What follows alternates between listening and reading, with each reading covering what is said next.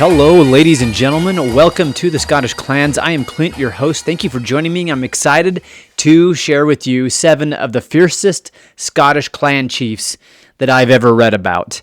Now, this is not an exhaustive list, but it is a good list. But as we move through these different clan chiefs, I want you to think, who did I leave off the list? And I want you to put it in the comments. Also, if I missed out an important comment about one of these specific clan chiefs, I want you to let me know also in the comments. Or if you just love this and you're connected to one of these clans, or maybe even descended from one of these clan chiefs, I really want you to let me know in the comments. So, before we jump into that, I wanted to let you know that this video is brought to you by USA Kilts. I love wearing my USA Kilts kilt. Here's me at the Red Hot Chili Peppers concert. It happened a little while ago here in Logan, Utah, which I live kind of close to that. So I went in for this, brought my son with me. We had a great time, and I felt so confident sporting my McFarlane hunting tartan, USA Kilts kilt, USA Kilts sporran, USA kilt hose, USA Kilts flashes. Just had a great time and loved getting out and sporting my kilt. I feel confident in it. It's a great looking kilt. It's well made. All the other stuff is great. The customer service was great. Go check out USA Kilts and check out their YouTube channel, USA Kilts and Celtic Traditions. Tons of good content on there, from buying a kilt, wearing a kilt, things that go with a kilt, to just broader Scottish history and culture and customs, and it's wonderful. Go check them out there as well. Their webpage is usakilts.com if you want to go there and buy something. Also, something of my own. I've got my own little merch line. You can see I'm also in this picture sporting my battle shirt. Why do I call it a battle shirt? Well, on the front of it, as you can see, you have the name of the clan that you're representing. And on the back of the shirt, on a banner, you have that clan's war cry, because nothing tells your office that stuff's about to get real when they hear you from behind your desk holler out your clan's war cry, and everybody knows what it is because it's on your shirt. So, you're looking for something to get somebody for Christmas, or get something for the whole family to rally around, this would be a great idea. I'll leave a link to all this stuff in the description. All right, let's move on. So, we have here the first one on the list, and I did go chronologically, but so went chronologically and not in order of who is the biggest tough guy in all of Scottish history. So, but give me your vote. Which one do you think? I'm starting off with, because chronologically it's Good Sir James Douglas. The Scots called him Good Sir James. The English sure did not. And you'll be able to see also my template that I'm going to use throughout this video of a picture of the region where they're from, not too specific, but somewhere near there. And then AI helped me out with a little visual representation of each clan chief here. James Douglas was born in 1286 and grew up with one obsession: to avenge his father's death in an English dungeon and reclaim the family land seized by Edward I. He returned from exile in 1307 and wasted no time. On Palm Sunday, he surprised the English garrison in Douglas Castle while they were at Mass, slaughtered the soldiers, beheaded the prisoners, and burned their bodies in the cellar with the castle's food stores in an act so savage it was forever called the Douglas Larder. Over the next 2 decades, he perfected night raids, ambushing English armies in the dark, once forcing Edward III to flee half-dressed from his own camp. At Bannockburn in 1314, he shared command with Robert the Bruce, then led the pursuit that turned retreat into rout. When Bruce died in 1329, he asked Douglas to carry his heart on crusade. In 1330, fighting Moors in Spain, Douglas hurled the silver casket into the enemy ranks with the shout, "Lead on, brave heart! Douglas will follow thee or die," and was cut down in the charge. English chroniclers called him the most cruel and masterful of all Scots. To the Scots, he was simply the Black Douglas, the name that made English children hush and border garrisons empty at a rumor. He died age 44, but his legend outlived centuries. Now, on the note of being a clan chief here, some of you might be looking, well, was he a clan chief? Well, The Douglas, who at their core, even though they would come to own land all over Scotland, at their core they were a border kindred. Was he the chief? Well, his father was William the Hardy was his father. It was either him, I believe he was the first Lord of Douglas, so in rank he was the most preeminent of all.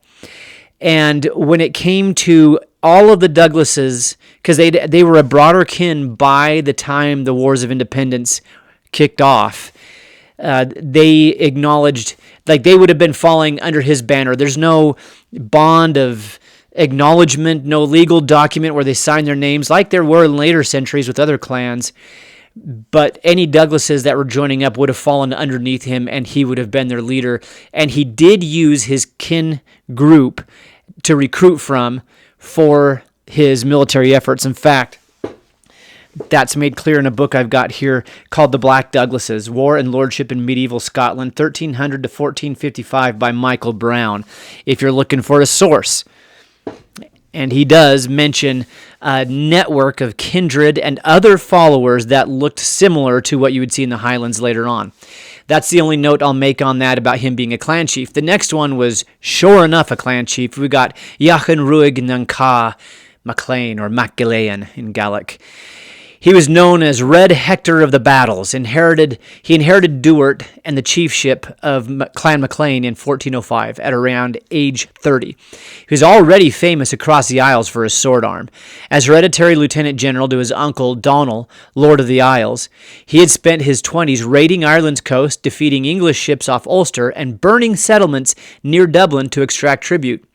Married to a daughter of the mighty Earl of Douglas, he sat at the crossroads of Highland power and Lowland power, yet stayed loyal to the Isles when Donald decided to seize the earldom of Ross by force. In July 1411, Red Hector led the MacLean contingent, which was several hundred warriors, in Donald's 10,000-strong army invasion of the northeast. At Harlaw, facing a lowland army half the size but heavily armored, the fighting lasted all day and left the field strewn with dead. In the thick of it, Hector met Sir Alexander Irvine of Drum in single combat. Both men hacked each other down and died of their wounds later on. The battle ended in a bloody draw, but Hector's death at 36 sealed his legend. 6 short years as chief, half a dozen hard-lived, life spent in battle, and a Gaelic nickname that still rings across Mull, Red Hector of the Battles, the flame-haired MacLean who never stepped back from a fight. So it is this, the reason I chose him was that single combat with Alexander Irvine of Drum. You had two just hardcore warriors, found each other on the battlefield, and did what both of them do best, and they just laid into each other. What a mighty spectacle that was. It's wonderful to watch people who are masters of their craft do their thing. And it would have been kind of scary to watch two people who are this good at fighting face off on each other. That would have been a wild sight. With James Douglas, there was not one specific thing he did that I put him on the list for. He was just, the more I read about him, he's kind of the break glass in time of war gentleman, like that kind of a guy, like just all the way to his core warrior. But with Jachan Ruig Nanka, for him it was this showdown with Alexander Irvine that I put him on the list for. That's what brought him up to my mind. The next one. Now, I'll leave it up to you guys. You guys can study more about him. You can find I learned about him first in Martin MacGregor's PhD thesis. And I don't know whether you think he's a hero or a villain or somewhere in between. Usually it's somewhere in between, but let me tell you about Duncan Ladasach MacGregor, or Audacious Duncan. He was active in the 1540s and early 1550s as a leading landholder of Clan Gregor in Glenlochy at a time when the clan was being squeezed out of Breadalbin by the rising Campbells. He answered pressure with violence. He led a raid that killed 27 MacLarens in one day. He struck first against the Robertsons of Struan in 1545 and openly declared he wanted the MacGregors, not the Campbells, to rule the whole district. In November 1551, he executed his own kinsman for accepting Campbell protection. and in May 1552 he ambushed Sir Colin Campbell of Glenorchy at Buccleuch, forcing a short-lived pardon at sword point. The truce lasted only weeks.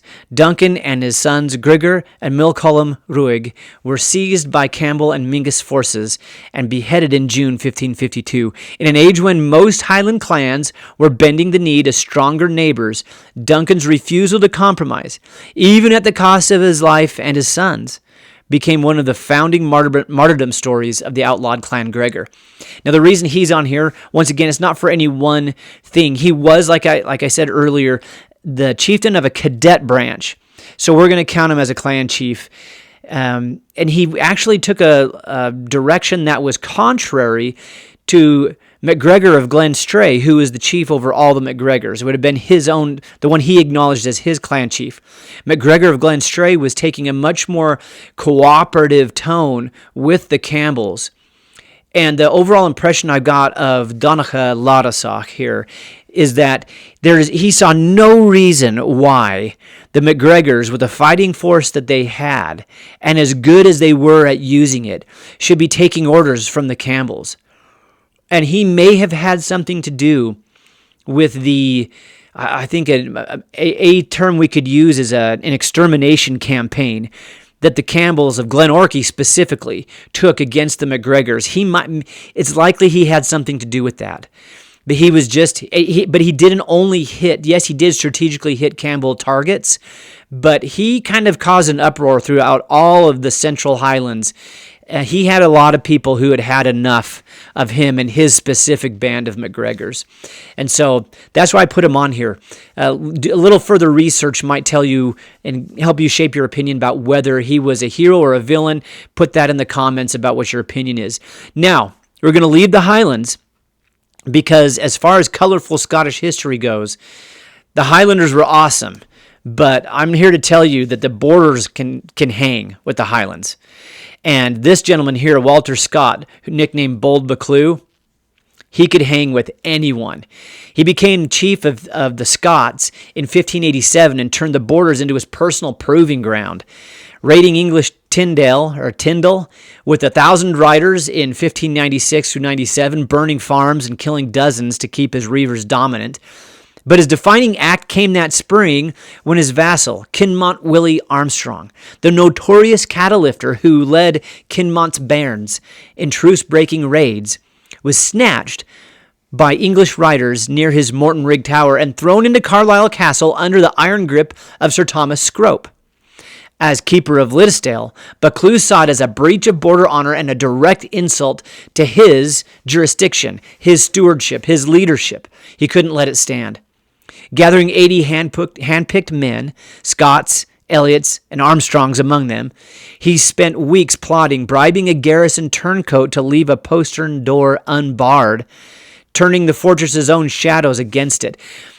On the moonless night of Sunday, April 13, 1596, they rode out from Canopy like ghosts, slipping through the unlocked gate into the castle's twisting passages without a creak of alarm. Heartbeats echoing in the dark, they reached Willie's cell, smashed with his irons with a cold chisel, wrapped him in a cloak, and hustled him onto a spare horse. 80 souls holding their breath as they melted back into the night. No shots fired, no blood spilled inside those walls. Scrope's howls of rage followed. He torched Annan and Dumfries, chained 200 Scots prisoners naked on leashes, and marched them south, igniting fury from Queen Elizabeth herself.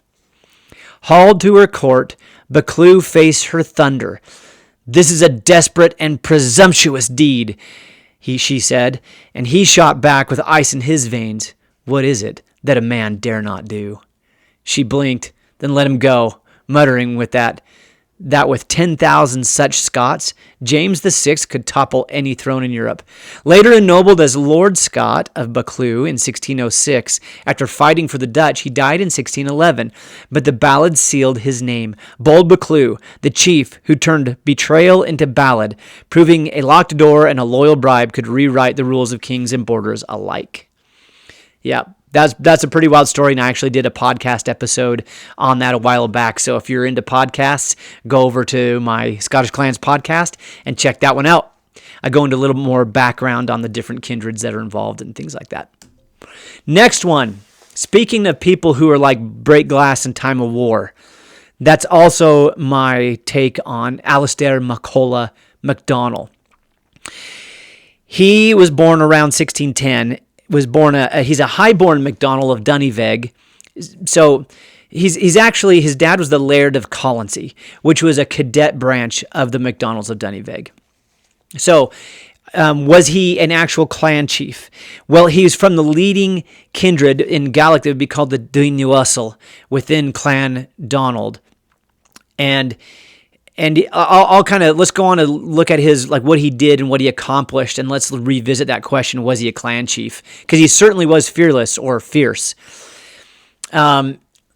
He became one of the most feared war leaders of his age. In July 1644, he landed in Scotland with 1,600 Irish veterans. Now, these people, these Irish veterans that he's bringing, have not only been fighting in Northern Ireland, but also, I believe some of them had been fighting in Spain as well. So they've got lots of reps under their belt by the time they get to Scotland. And they join Montrose, James Graham, Marquess of Montrose, and in 12 whirlwind months, they smashed 5 Covenanter armies from Tippermuir to Kilsyth. Alasdair's trademark was the perfected Highland charge. 1 musket volley, then an instant rush with broadsword and Lochaber axe. So this is the Highland charge. What distinguishes it from just a bunch of guys on the high ground screaming like banshees as they charge downhill and smash into their enemies, that's probably been going on since there was warfare. What makes it different is just what I said there. They close just within musket range. They let loose with the volley, but then they throw down their muskets and draw their swords or whatever weapon they brought to the fight, and then they close with. And if you think the enemy, if they're within musket shot, muskets aren't terribly accurate. They're not long-range precision fire. So within musket shot, when they let loose that first volley, they're already pretty close. Well, if the enemy fires at them, in the time it takes them to reload, these guys can close that gap. So, yep, they lose a few dudes in that initial charge, but then they close in, get in close, and man, one after another time, they just smashed their opponent. And I did some other content on that as well. I'll provide links to these other things in the show notes or in the description. He did his Highland charge at Inverlochy in February 1645, where he shattered a 3,000-strong Campbell-led force, killing over 1,500 and personally cutting down Sir Duncan Campbell of Auchenbreck. When Montrose left Scotland, Alasdair stayed to reclaim Kintyre, burning Campbell estates and in 1647 torching a barn at Dunaverty, holding refugees, an act that shocked even his allies, but underlined his refusal to show mercy to hereditary enemies. Later that year, he returned to Ireland and died at Knocknanus. His wing won, the rest collapsed, and he was shot down after refusing surrender. Gaelic poets mourned him as Clan Donald's last great avenger, the man who brought fire and terror to Argyll and proved that a nobleman without a title could still write his name in blood across 3 kingdoms. Nobleman without a title, yeah. He would have assumed his father's position as Laird of Colonsay. Was he a clan chief? Well, I'm going to kind of use the same approach to this as I did with James Graham, in that so by this point, remember, the Lord of the Isles, that's a long way in the rearview mirror. So the MacDonalds are not one clan at this point. The different cadet branches, after the Lordship of the Isles went away, after several succeeding failed attempts to resurrect it, and this is roughly 100 years after the last attempt to get the Lordship of the Isles back. So these different cadet branches of Clan Donald are kind of their own clans by this point. And so, no matter what one of these cadet branches of Clan Donald you came from, all of them answered to Alasdair MacColla MacDonald. The Irish MacDonalds did. All of the ones in Scotland, they would have all answered to him and fell under his banner and his leadership. So I'm just going to go ahead and call him the chief, even though there's a lot of other people who weren't MacDonalds under his banner, but definitely all of the MacDonalds were looking to his leadership when it came to getting into the actual fight. All of the clan chiefs of the MacDonalds fought subordinate to him. So for at least for a while, we're gonna call him he's kind of assumed as if you were fighting for Montrose, he was the overall leader of all the MacDonalds. That's kind of a crazy thought to have, but that's the route we're going to take with that one. All right, the next one, we're going to actually have another MacDonald here. We're going to go with Coll MacDonald of Keppoch. Now, just to kind of bring us up to date, Walter Scott, his rescue of Kinmont Willie, and just the fearlessness and the daring of that, which is what gets him on this list. Alasdair MacColla wasn't one thing. It was just him he invented the Highland charge, so I think that gets him on the list pretty quick. But his overall, kind of like James Graham, they kind of remind me of each other.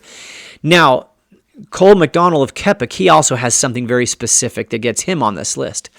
He was still a student at St. Andrews in 1682 when his father died, forcing the 18-year-old to ride home, bury him, and immediately take over a clan that held its Lochaber lands by force rather than parchment. Within months, he was jailed by Lachlan McIntosh over unpaid rents. Freed on bail, he answered by burning Duncan Castle and preparing for war. In 1688, when McIntosh returned with 800 to 1,000 government troops to evict the Keppochs, the now 24-year-old Coll raised 400 to 700 clansmen and allies, chose the high ground at Mulroy, and in a single afternoon routed the larger army, killed its commander, and captured McIntosh himself, the last true clan battle won on Scottish soil. So that's what gets him on this list, is he led his clan to victory in the last clan battle. Now, some people argue back and forth, well, actually, there was the Alta Marlach was the actual last clan battle, because this one involved government troops. Well, let me tell you about these government troops, and I did some content on this as well on the podcast.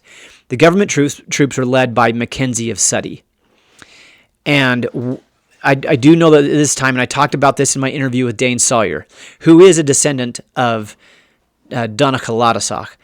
Dane Sawyer just told me today that he's a descendant of Donnacha, and he in our interview together, he did confirm something that I'd already read elsewhere, that these government troops are being raised from clan lands. All right, so there is a very clan element even to the government troops. So we're going to go ahead and call this one the last clan battle, and Coll MacDonald of Keppoch won it for his clan and allies against the government troops and the forces of Clan Hatton, led by the chief of the Macintoshes. Okay, so later on in history, he escorted Viscount Dundee's Jacobite rising. He paused to squeeze 4,000 mercs in a scarlet coat out of Inverness and led his men in the devastating charge at Killiecrankie. Coll fought on at Cromdale and Sheriffmuir, spent years in exile, and died around 1729. Still holding the braes without ever bowing to a landlord's title. Nicknamed Coll of the Cows for his gift at keeping armies fed on stolen cattle, he remains the classic young Highland chief who turned a university education into a lifetime masterclass in defiance. And last but certainly not least, Ewen Cameron of Lochiel. Now, this gentleman I actually tried with this image of him. I tried to, because we actually have a picture of him, a painting, his likeness. I tried to find something that kind of leaned that way. Anyway, this guy also has something specific that gets him on the list. He took over as 17th chief of Clan Cameron in 1647 at age 18 and spent the next 7 decades proving he was impossible to intimidate. In the 1650s, he fought Cromwell's troops in Glencairn's Rising, overran the English garrison at Inverlochy, later Fort William, and in one hand-to-hand fight, bit out an officer's throat, an act he later called the sweetest bite he ever had. Now, so I guess in another account I read of this, he and this English officer, they came on, the two guys and their men kind of stumbled upon each other, and it ended up into a fight. Well, he and this English officer get locked up and end up tumbling down a hill, their weapons scattered, and so it just really goes into, no kidding, hand-to-hand fighting.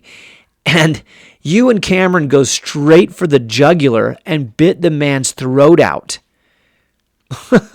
If that doesn't get you on the list of fiercest clan chiefs, I don't know what will.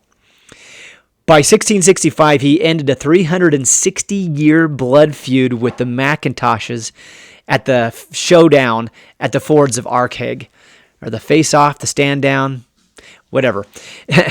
At nearly 60, he was the senior Highland commander under Dundee at Killiecrankie in 1689, directing the charge that slaughtered over 2,000 government troops in minutes. Now keep in mind, I just mentioned Coll MacDonald. He would have been there with him. Knighted by James VII, he outlived 3 kings, died peacefully in 1719 at 90, and was buried with 13 pipers playing. English historians called him cruel. Highlanders called him fearless. Lord Macaulay simply called him the Ulysses of the Highlands, the chief who never backed down and never lost his clan's respect. And there you have it. Put in the comments, what is your favorite one?